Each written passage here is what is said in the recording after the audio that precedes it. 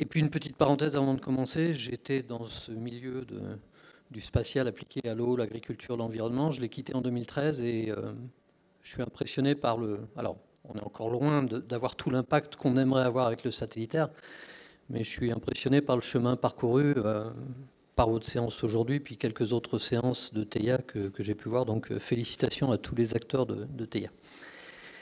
Et je viens sur la présentation. Alors en fait, Jean-Michel et Thierry m'ont contacté pour me demander si je pouvais donner un regard extérieur et sur le sujet de comment, dans les étapes ultérieures, améliorer l'articulation entre les CES TEIA, donc particulièrement ce CES qualité de l'eau, qualité des eaux, et les besoins des utilisateurs.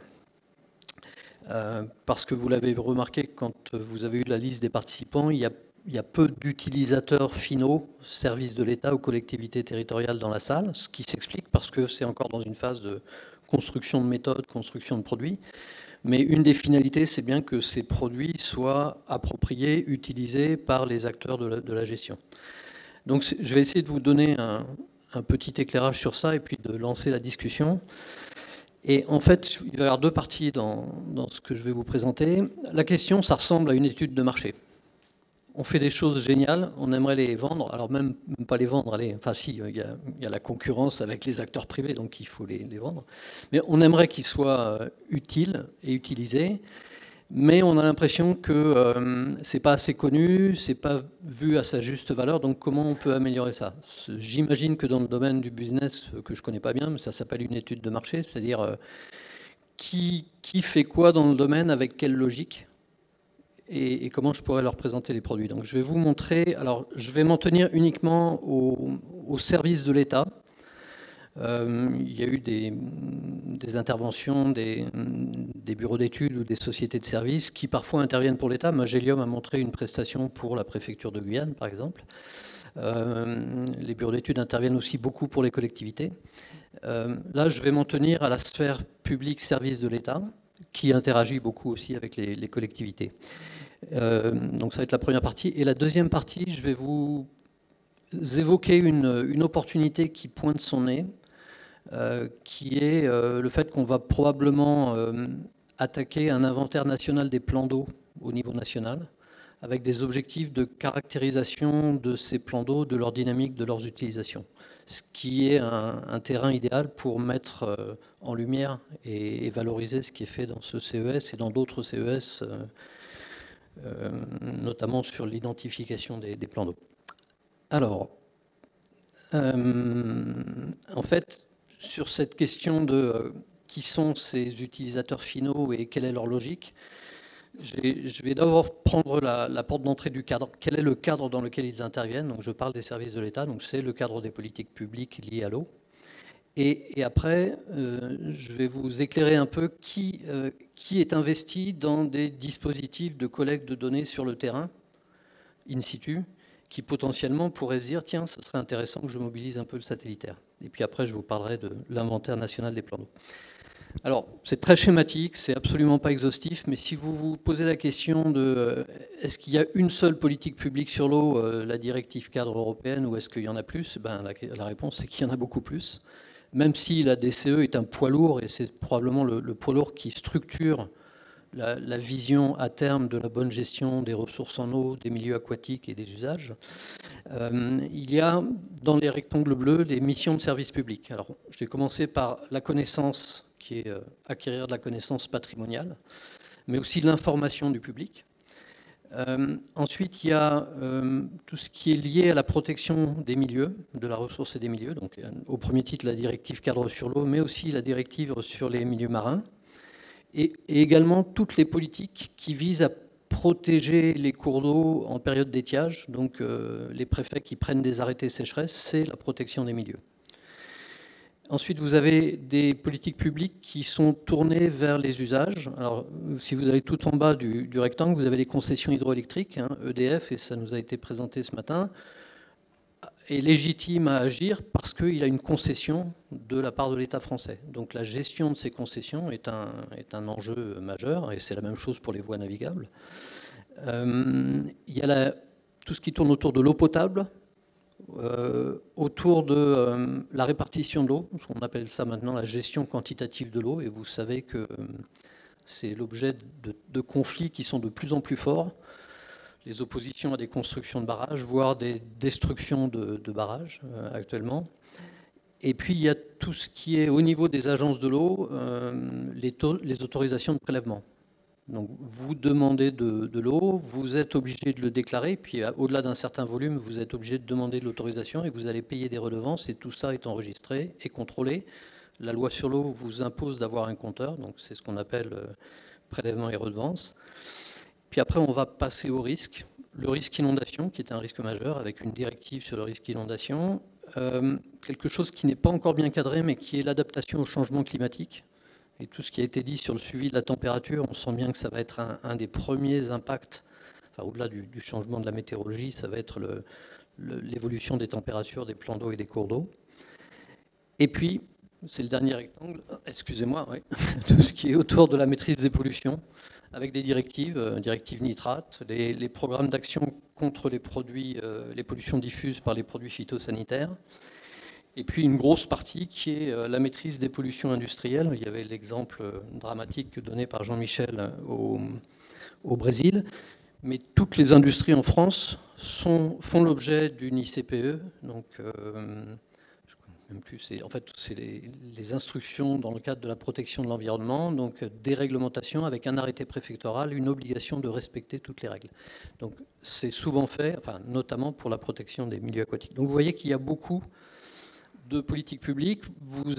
On a eu un éclairage sur la directive eau, on a eu un éclairage sur la gestion de l'hydroélectricité, mais vous pourriez avoir des utilisateurs dans ces différentes missions. Alors, le cadre de gauche, il est intéressant, c'est le cadre législatif. Finalement, quand vous prenez l'initiative de faire un système d'information sur l'eau qui vous semble intelligent, pertinent, potentiellement utile, la France s'est quand même dotée d'un cadre réglementaire pour que vous fassiez homologuer, labelliser votre système d'information. Parce que sinon, tout le monde peut faire ce qu'il veut, c'est la démocratie, mais on a un système pour labelliser. Et ce système-là, il est inscrit dans la loi. Et s'il est inscrit dans la loi, alors c'est bon de se rappeler ce cadre-là, parce que sinon on peut avoir le sentiment que nous sommes des scientifiques, nous faisons des choses très bien, mais on n'est pas bien considérés. Non, tous ces acteurs inscrivent leurs actions dans un cadre réglementaire très, très bien défini. Ça commence, alors je vous le fais rapide, hein, ça commence par la Constitution, et il y a une charte de l'environnement qui précise le devoir de gérer l'environnement de façon durable, qui précise le fait que tout le monde doit avoir accès à l'information et qui précise que la recherche et l'innovation doivent apporter leur concours. Donc tout ce que vous faites, vous le retrouvez dans la charte de l'environnement qui est constitutionnelle. Ensuite, ça se traduit en texte de loi. Les textes de loi, vous les retrouvez dans les codes. Il y a 76 codes en France ou 75. Il y en a plusieurs qui sont concernés par l'eau, sur la navigation, etc. Et il y en a un majeur qui est le code de l'environnement.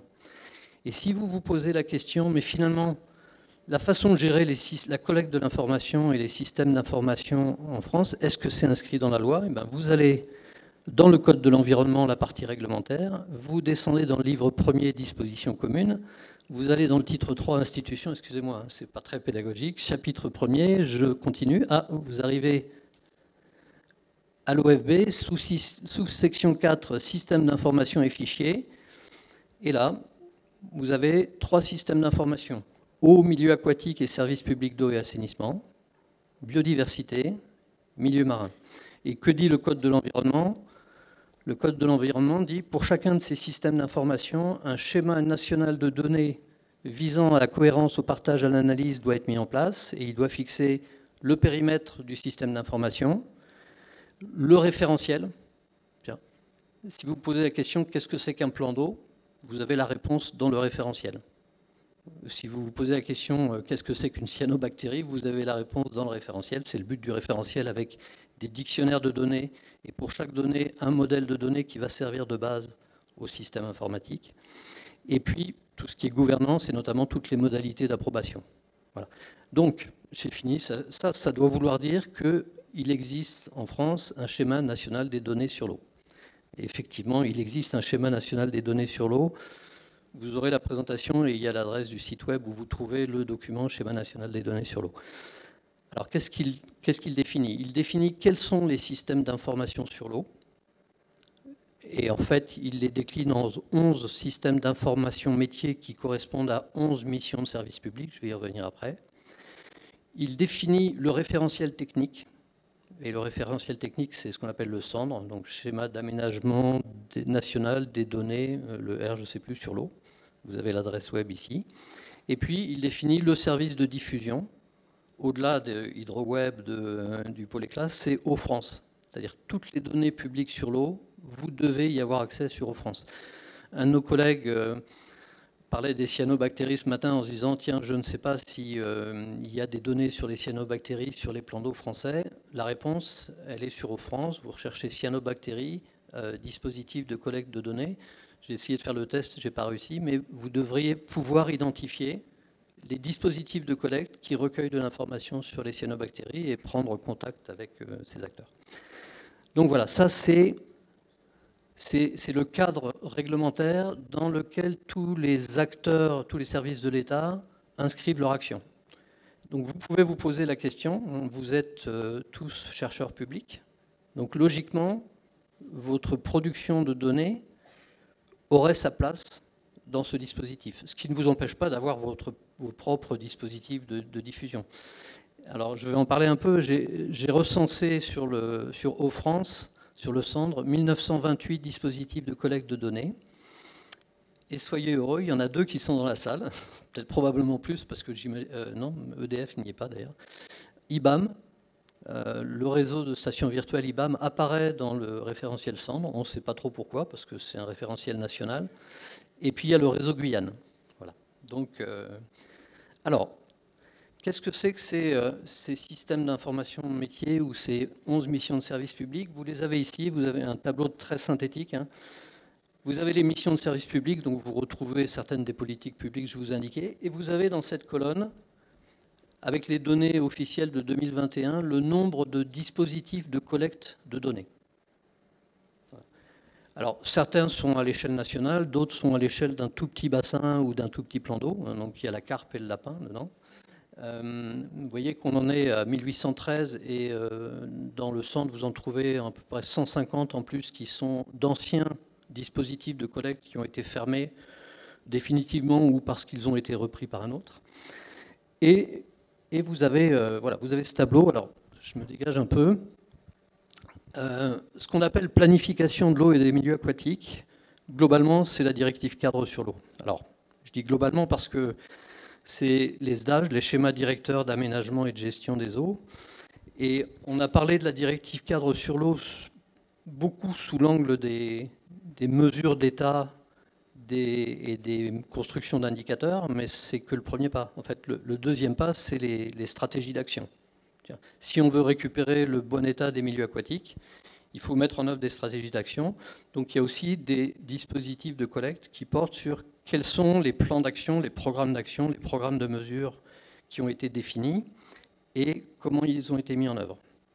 Mais si vous voulez aussi comprendre l'éventuelle dégradation des milieux aquatiques, c'est souvent lié à des pressions. Donc certains des dispositifs de collecte visent la caractérisation des pressions, notamment tout ce qui est pression agricole quand on parle de pollution diffuse, par exemple. Donc, ce que vous voyez dans ce tableau sur les 1813 dispositifs actifs en 2021, c'est que plus de la moitié sont liés à la DCE, essentiellement qualité physico-chimique des milieux et qualité hydrobiologique. Et ça pèse la moitié. Vous avez ici une partie qui est sur la mesure quantitative sur les eaux de surface, donc les cours d'eau essentiellement, et sur les eaux souterraines. Donc débimétrie et piézométrie pour les eaux souterraines. Puis vous avez aussi un camembert ici, enfin une petite part de camembert sur la partie milieu marin. Et vous avez ensuite des choses assez importantes sur la police de l'eau. La police de l'eau, les déclarations. Si vous achetez un terrain quelque part dans le Massif central et que vous vous dites « je vais faire un plan d'eau », eh bien, si c'est un plan d'eau de plus de 3 hectares, vous ne pouvez le faire que si vous avez demandé l'autorisation et qu'elle vous a été accordée. Et si c'est au-dessus de 0,1 hectare, vous devez faire une déclaration. Et parfois même, quand c'est en dessous de 0,1 hectare, si vous le faites à côté d'une école maternelle et qu'il y a des moustiques dans votre mare, la mairie peut vous l'interdire. Donc il y a aussi cet aspect des déclarations et puis de l'ICPE, donc toutes les autorisations accordées aux industries. Alors, pourquoi est-ce que je prends du temps à vous présenter ça? C'est qu'au moment où vous vous dites notre CES-TA, comment est-ce qu'il peut mieux s'articuler avec les besoins des utilisateurs, c'est là que vous pouvez identifier des utilisateurs qui sont potentiels, donc des acteurs de ces dispositifs de collecte de données in situ. Alors, j'ai repris cet ensemble et j'ai regardé ce qui concernait uniquement les eaux de surface. Alors, en fait, il y a les eaux de surface, il y a les eaux souterraines, donc je les ai exclus, et puis il y a tout ce qui est les pratiques, les pressions, les mesures qui ne sont pas directement de votre intérêt. Là où on trouve un lien avec le CES, enfin, là où il y a un lien potentiel avec le CES, c'est là où j'ai mis des étoiles jaunes.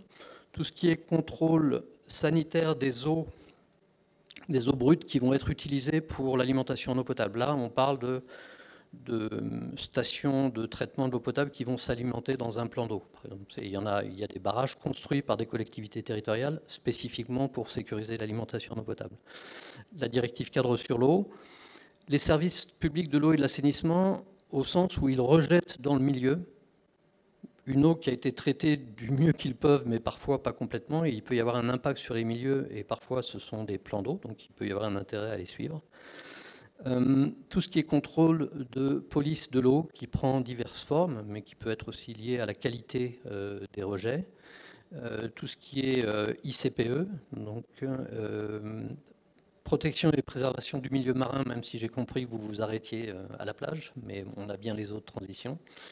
Et puis, sur les pressions agricoles, sur les pressions de toute nature, il peut y avoir des informations qui peuvent remonter quand vous détectez des anomalies, par exemple. Voilà. Alors, j'ai refait ce travail. J'ai identifié au total 933 dispositifs de collecte opérationnels en 2021 qui traitent des eaux de surface. Et puis, vous avez là leur répartition entre les cours d'eau, les plans d'eau, les eaux côtières, les eaux de transition, ou bien, alors la zone grise, c'est ce qui n'est pas spécifié, donc potentiellement, ça fait plusieurs de ces éléments, ou bien la distinction entre suivi hydrobiologique et suivi physico-chimique. Voilà. Donc, à ce stade-là, deux clés. Vous avez intérêt à penser au niveau de votre CES, mais plus globalement au niveau de TEIA, parmi vos produits, on va dire opérationnels, pas complètement les produits prototypes ou recherche, parmi les produits opérationnels, quels sont ceux qui auraient leur place à être déclarés et à figurer officiellement dans le Sandre, et donc potentiellement à être diffusés aussi à travers France. Et deuxièmement, je tiens à votre disposition la liste des 933 dispositifs de collecte, où vous trouverez le coordinateur de ce dispositif de collecte, et ça peut être des points de contact à privilégier pour les informer de ce que vous faites dans le cadre du CES. Et puis, je termine sur ce qui peut s'avérer être une opportunité. Alors, il y a actuellement, et on est en année préélectorale, ça explique qu'il y ait des mouvements de négociation forts, mais il y a organisé entre le ministère de l'Agriculture et le ministère de la Transition écologique et les organismes professionnels agricoles une réflexion stratégique sur la capacité de l'agriculture à s'adapter au changement climatique. Et pour beaucoup dans la profession agricole, ça veut dire comment sécuriser l'accès à l'eau. Donc il y a des débats sur les besoins en eau de l'agriculture, mais les enjeux de préservation des milieux aquatiques. Et dans ce cadre-là est ressortie une idée que le ministère de la Transition écologique a depuis pas mal de temps, qui est de se dire, mais finalement, on ne dispose pas d'un inventaire de tous les plans d'eau en France. Parce que souvent, une des demandes de groupements agricoles, c'est de dire, on a besoin de sécuriser notre accès à l'eau, vous ne voulez pas qu'on prélève l'eau dans les rivières en été, autorisez-nous à faire des réserves qu'on remplira en hiver, et on pompera à partir de ces réserves. C'est très problématique, hein, il y a beaucoup de conflits autour de ça.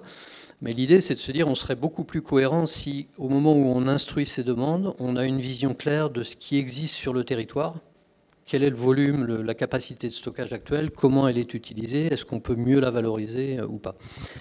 Donc voilà, l'idée, c'est d'avoir un inventaire national des plans d'eau. Première fois que j'en ai entendu parler, je me suis dit c'est bizarre, ça devrait exister. Et en fait, vous avez effectivement des bases de données, la base de données DCE, mais si j'ai bien compris, la base de données DCE, c'est 400 plans d'eau. Si on prend en France les barrages, ce qu'on appelle les grands barrages, c'est-à-dire les retenues derrière des digues qui font plus de 15 mètres de haut, vous en avez 500. Donc là, voilà, il y a déjà 500 retenues de grands barrages, plus les lagunes, plus les grands lacs. Et l'estimation qu'on a des plans d'eau au-dessus de 0,1 hectare, c'est 200 000. Et là, Métropole et Romcom. Donc voilà, l'idée, c'est inventaire national des plans d'eau. J'ai fait un zoom de la France sur le département de la Vienne, sur une petite partie du bassin du Clin, qui passe à Poitiers. Et vous avez ce qui s'approche le plus actuellement d'un inventaire national des plans d'eau, c'est la BD Topage, avec une couche plan d'eau, qui a 34 000 entités. 34 000 entités, c'est déjà pas mal au niveau national. C'est ce qui est en bleu clair sur cet extrait. Et vous voyez que dans la couche qui s'appelle secteur superficie en eau, je crois, oui, vous avez plein d'autres plans d'eau effectifs qui ne sont pas référencés dans la BD Topage. Donc voilà, l'idée c'est d'avoir un inventaire beaucoup plus exhaustif des plans d'eau de plus de 0,1 hectare qui serait actualisé peut-être tous les 5 ans, histoire de bien détecter des nouveaux plans d'eau qui auraient été construits entre-temps, avec finalement plusieurs objectifs. L'objectif 1, un inventaire, où sont-ils ? Une caractérisation et notamment être capable de caractériser la capacité de stockage de chaque plan d'eau. Et ensuite, des enjeux de suivi, suivre au cours du temps le volume. Donc l'idéal, on est le 11 octobre, j'appuie sur un bouton sur le territoire qui m'intéresse et je connais le volume d'eau stockée en superficie sur ce territoire. Ça, on ne l'a pas. On ne l'a même pas sur tous les barrages. Et il y a un bulletin hydrologique national mensuel, mais qui n'a pas les données des barrages d'EDF, par exemple. Les barrages d'EDF, c'est le gros de... Enfin, c'est pas que EDF, c'est les autres producteurs d'hydroélectricité. Voilà, on n'a que 40 ou 50 barrages qui sont suivis, donc on est très loin d'avoir un dispositif complètement opérationnel. Donc suivi des volumes stockés, alors volume, superficie, niveau, ça donne l'information sur le marnage d'un plan d'eau. Suivi de la qualité, alors il y a une lettre de commande qui indique qu'il faudrait réfléchir au suivi de la qualité. Donc là, on voit qu'à cette échelle, l'outil satellitaire est le seul qui puisse nous apporter une information, une estimation, mais régulièrement actualisée sur la qualité. Alors, la classe, la température, la chlorophylle A, peut-être la transparence, on ne va pas chercher à aller trop loin, mais ces données-là.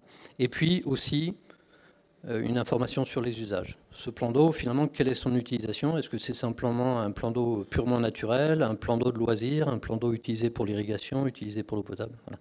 Donc il y a cet enjeu qui a été un petit peu accéléré par ce Varenne sur l'eau, l'agriculture et le changement climatique, mais dont on sent qu'il a des enjeux très larges qui vont bien au-delà de ceux de l'agriculture. Voilà.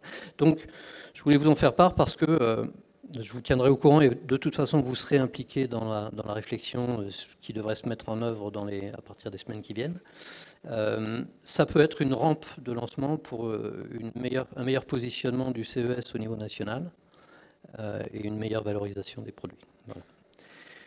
Bon, c'était un éclairage, il vaut ce qu'il vaut. Et puis, je vais laisser Jean-Michel et Thierry faire la synthèse de la journée, sauf si, évidemment, vous avez des questions sur ces enjeux.